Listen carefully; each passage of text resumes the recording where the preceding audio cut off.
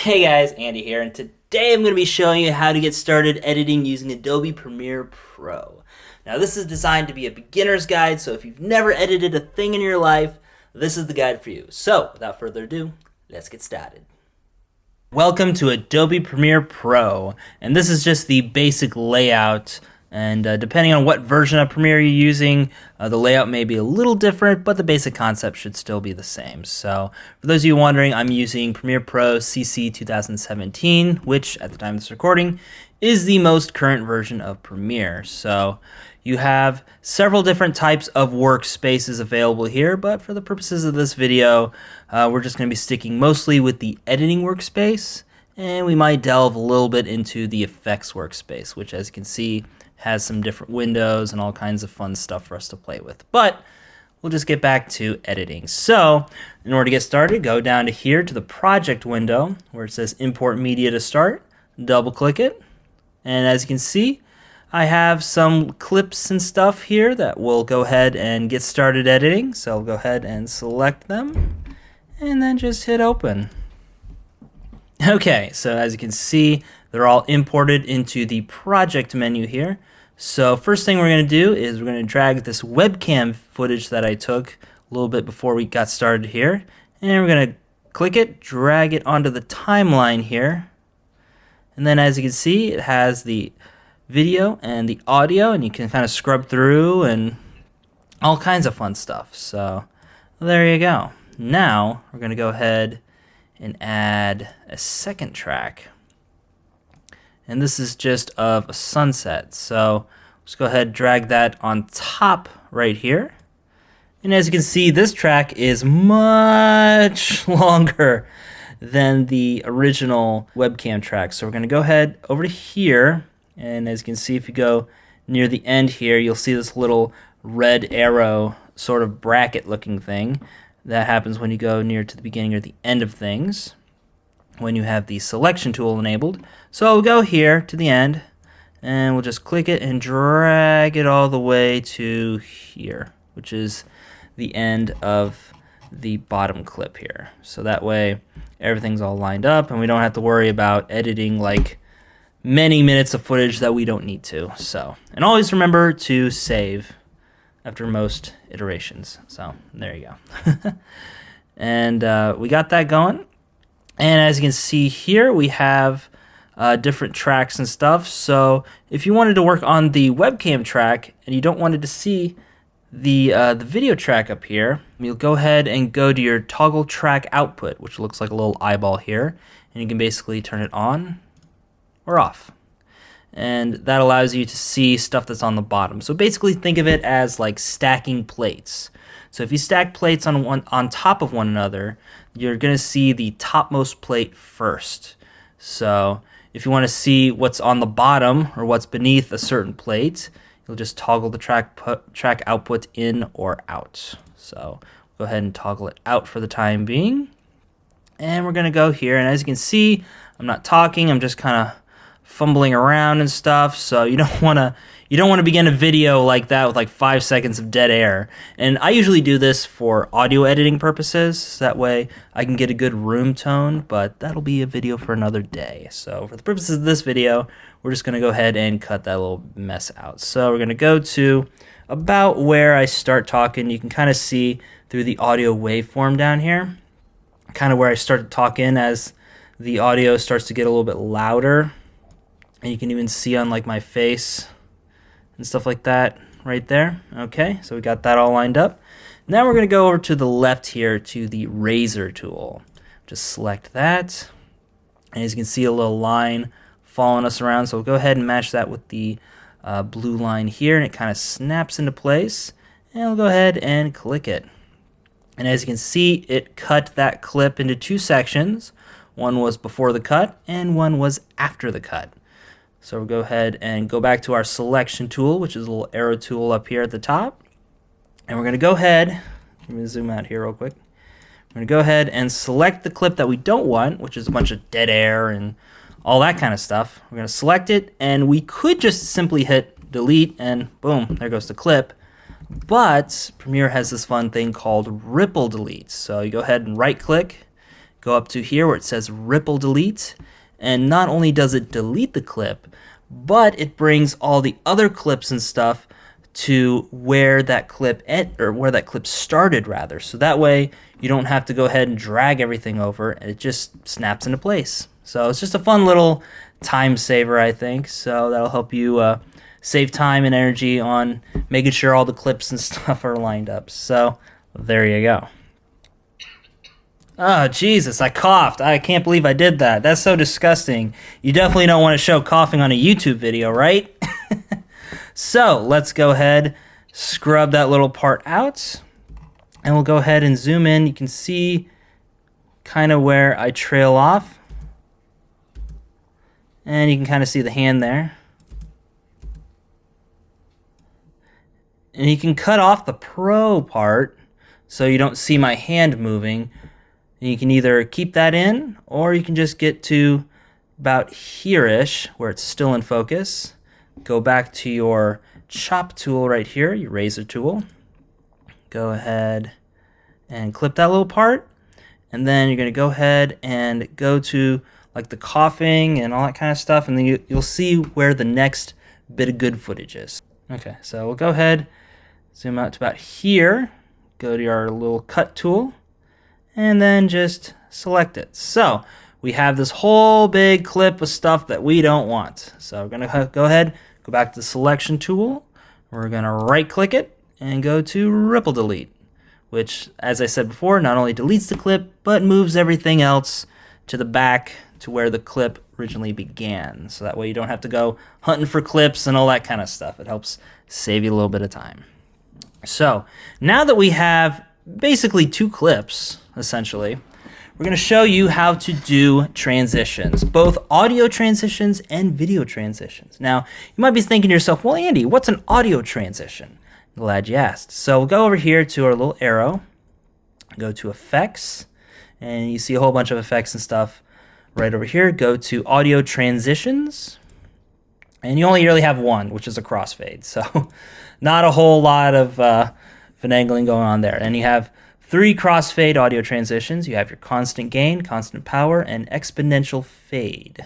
So for the purposes of this video, we'll just be dealing with constant power, which 9 times out of 10 is the fade that I use in between clips. So you don't really need to bother with the other stuff unless you're like really getting into the nitty-gritty or whatever. So we'll go ahead, we'll select constant power, and we're going to drag it all the way to where that cut is. So as you can see, drag it onto the audio portion of the cut.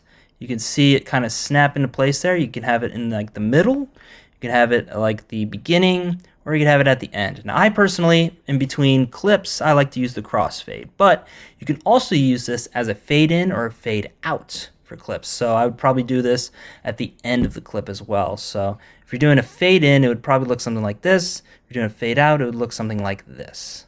So for the purposes of this little part, we're just going to do the little crossfade. So we'll have it smack dab in the middle right there. And we'll go ahead and zoom in, and you can change the length. So if it's a little bit too short of a transition, you can go ahead and lengthen it as well. Just select it, and you can see the little bracket there. So you can lengthen it, or you can shorten it. Now, I personally like 10 frames, as you can see there. That's my personal preference, but, you know, different strokes for different folks and different clip transitions. So there you go. That's just a little on how to use constant fades. So that way, the idea is that there's a little audio transient effect if you're not using a fade. So it sounds more jarring and more obvious that you're cutting away without the fade. Next up, we're going to be going to video transitions, which is what most people think of when they think of transitions as far as editing goes. So still in the same little menu here, and let's just do like a wipe, just, you know, for funsies. So we'll go down to wipe, band wipe, then we'll click it and drag it onto the video portion here. You can do it at the beginning, end, or in the middle-ish. And as you can see, you can lengthen the duration, you can shorten the duration. Me personally, I'm going to go ahead and do it at about 15 frames there.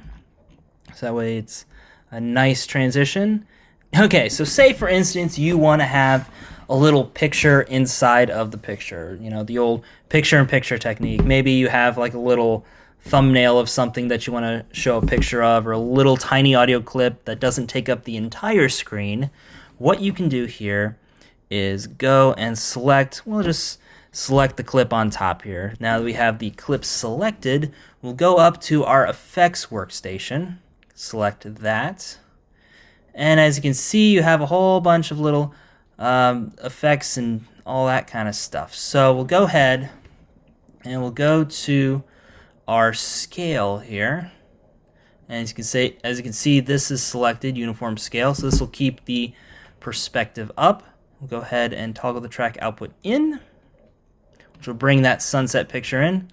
Then we'll go ahead and click on the scale, and we'll just scale it down to, say, I don't know, 40%. So there you go. If you have the uniform scale, it will keep the scale aspect ratio, but if you wanted to adjust the width and stuff like that, you can unclick this and then adjust as needed. But again, for the purposes of this video, we'll just keep it uniform. So from there, you go ahead and select motion. This will allow you to reposition the clip. So say you wanted it in like the top left corner, you can go ahead and put it there. You put it in the top right corner, bottom right corner, bottom left corner, whatever the case may be. I think we'll put it in the top right. Seems to be a lot of space up there. So I'll just go ahead and kind of do it like that just to make sure it's in frame there. So there you go. You have your little picture-in-picture right here, and it's still moving. But what if you wanted to have a cut in between the pictures without having a transition? So this technique is also known as using B-roll, which is like stock footage or footage of the subject that you're talking about, just basic little transitionary footage. That's basically not the talking head portion here that you see. So what you would do, and we'll just, I don't know, just cut here. So we'll go to here, go to our chop tool, razor tool, chop right there, and we'll go to about here-ish, chop right there, do the same up top. Right there. Okay. Go back to our selection tool. And as you can see, these are all chopped, all tracks. So we'll go ahead and select this track right here. And we'll go ahead and make the scale back to 100 so it takes up the whole screen, like so. And we'll also have to move and reposition it so it's back on screen as well. Sorry about that, I forgot. And there we go. So now it's back on screen, back in position, back at full screen. So we'll go ahead and we'll go down to the bottom track here. And as you can see, this is my webcam track right here, and it also has an audio track attached to it. So if I were to just simply delete it, the whole thing's gone. So go ahead and select the track, right-click it, and go to Unlink. And what that's going to do is it's going to, well, unlink the audio from the video track, so you can select either or. So in this case, we're going to want to keep the audio clip, but delete the video clip. So we'll go ahead and select the video clip, delete it, and then that way it allows you to have this nice little cut, and then it'll cut back into the talking head portion here. We're also going to be editing out the last little bit here. So we'll go to our razor tool, our chop tool here. Then we'll just go ahead and chop that off. Go to selection tool, and you don't need to ripple delete this one because there's no other clips beyond this. So we'll just hit delete. And there you go. So there's your little cuts and stuff like that. So now it has a nice little end. So now that you've edited your grand masterpiece, another thing you could do is add background music. So we'll go ahead to our project window. I'm going to drag that onto the bottom audio track here. And unlike video, the audio tracks all play at the same time. So it's not really a case of what track is on top getting the most ear time, I guess. It's all a matter of volume. So we're going to go ahead and shrink this down. And as you can see, the background audio at the bottom here is a lot louder than the talking portion up here. So what you're going to do, select it and go here and make sure these are unchecked. Otherwise, it'll adjust funny. So make sure these little stopwatches are unchecked. Go to your level. And usually for me, for background and stuff, I'd say -25 to -30 would be a pretty good start. So we'll just hit -30. That way it's low enough to where it's not overpowering the dialogue, but it's loud enough to where you're able to hear it. So if you want to smooth things out, we're going to go back to our good old audio transitions. And then we're going to use constant power. And we're going to drag it on both the dialogue and the background music. So we'll drag it once. We'll drag it twice. We'll zoom in here. And I usually like to have this at about, in between 10 to 15 frames of audio. And same with the background. So I usually like to have the dialogue end first, and then the background music ends. And you can adjust depending on your edits and things like that. So that's just a nice little touch at the ending there. And you can also do it at the beginning as well, just to have a nice little fade in. But I prefer to have the fade out over the fade in. That's just my own personal taste, but you can do it however you like. And those are the basics of editing in Adobe Premiere Pro. The last little thing we're going to talk about here is how to export the video. So we're going to go up to File, you're going to go Export Media, and you can select different formats. Now, say you just wanted to export the audio. I would recommend doing it in waveforms, so that way it doesn't compress as much. It's completely lossless, but it does result in a very big file size. That's just my own personal take. Now, if you want to export the whole video and everything, I would recommend going to H.264. You could also use .avi. You can use like .mpeg2, QuickTime, which would be a .mov. You use Windows Media, which is a .wm or WMA, WMV, I guess in this case for video. But for me, I personally like H.264. And they also have H.265, but haven't really played around with that too much. So just go ahead and select that. And it'll have like a match source high bit rate. Usually pretty decent, but I have my own personal settings right here. So I'll just select my HD 1080, 1080p, 30 frames per second selection there. And as you can see, it's in full 1080p, 1920, 1080, frame rate of 30 frames per second, which is how fast my webcam was recording. And then these are just kind of whatever. And then if you select render at maximum depth, then it's going to render at a really good quality. And then you have right here your bitrate encoding. You could do a VBR, which is variable bitrate, but I find that there's a lot of audio video syncing issues. Like sometimes the mouth moves, but the audio is a little off with variable bitrate. So always select CBR, which is constant bitrate. So that way you don't have to worry about audio video syncing issues. And the target bitrate that I usually do is about 20 megabits per second.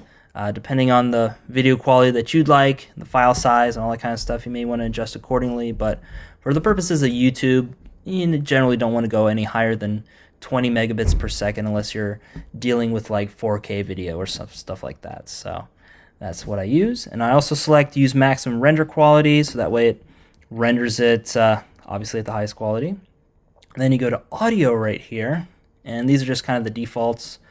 Audio quality high, obviously. Then I have the bitrate selected at 320, which is the highest bitrate that you can select for a video. So that way you don't get that crushed audio sound when you upload it to YouTube. Even though the compression algorithms have gotten better, they're still a little, still can be a little off if you lower the bitrate here. So definitely keep this high if anything, so that way get a nice crisp audio sound. And I prefer to have precedence over bitrate versus sample rate. That's just what I have selected. And then you can go into here, and this is just extra stuff you really don't need. So now we've got that all taken care of. You could either just simply export it right away, or you could send it to the queue. And the nice thing about the Adobe Suite, the Adobe Creative Cloud Suite, is that everything is connected. So you could just simply hit export and it'll export, but if you have another video that you'd like to edit, or whatever the case may be, you can't use Premiere Pro until it's all done exporting if you select it this way. So what I personally like to do is hit it in queue. And what this does, this brings up Adobe Media Encoder. So give it a sec here. As you can see, Adobe Media Encoder. Take a little bit to kind of read all the settings and stuff like that. So just give it a sec here. And as you can see, all the settings and everything that we have put in, output file, location, name, all that kind of stuff is ready to go. And then all you do is just simply hit the little play button here. It'll start the queue, it'll start rendering it, and you can go back into Premiere and edit a whole new video. So yeah, that was my how to get started editing using Adobe Premiere Pro beginner's guide. And with that said, this is the Andy San, signing up for now, and as always, we'll see you next time. Catch you later, guys. Bye.